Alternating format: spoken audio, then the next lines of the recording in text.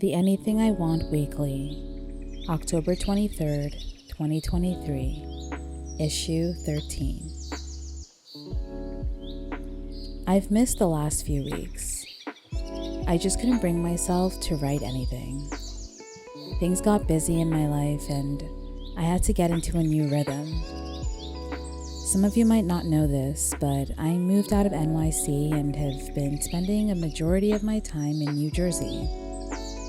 Being in New Jersey has been kind of strange.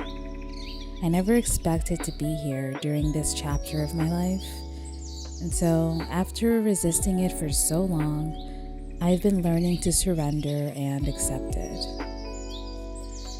That seems to be the ongoing lesson of life. Contrary to the level of life control I thought adulthood would provide, I find myself having no choice but to bend to the winds of favor or misfortune life chooses to bestow upon me. At the end of the day, I realize it is up to me to decide which way I want to view things. The age-old question, is my glass half full or half empty? Which brings me to the topic that has been plaguing my mind recently.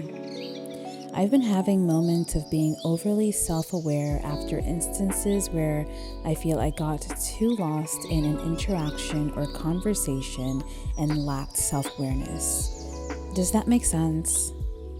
For example, being super caught up in a conversation with someone, then realizing I might have spoken too much and not paused at the appropriate times to let the person share their perspective at the right time. Only realizing after the fact and wondering if I came off as too much. Then the thoughts begin to spiral and too much becomes not good enough, which becomes, actually, I think I'll stop there. Oftentimes, this overwhelming self-awareness might lead me to having quietly loud thoughts in the back of my mind that the person or friend in question now has a distaste for my existence or our connection.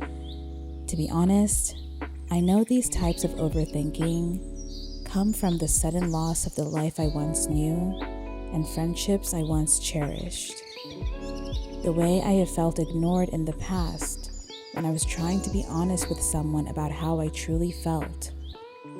The ways I fear my oversensitive heart has caused me to lose relationships that I thought were just right if only I could play the right part, keep quiet, ignore my feelings, etc.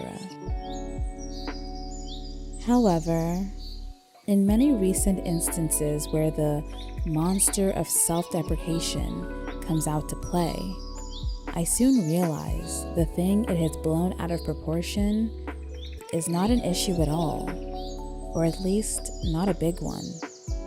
The friend messages me back, they want to see me again, spend time with me again, stay in touch, etc.